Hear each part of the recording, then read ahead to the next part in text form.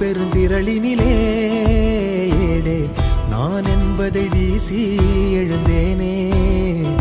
மனமே தான் என்பது போகும் பெருங்கணத்தினிலே கூவி வாவென்றொரு வாழ்க்கை சிறு குரலாய் அருளாய் பேச போகாதொரு ஆழம்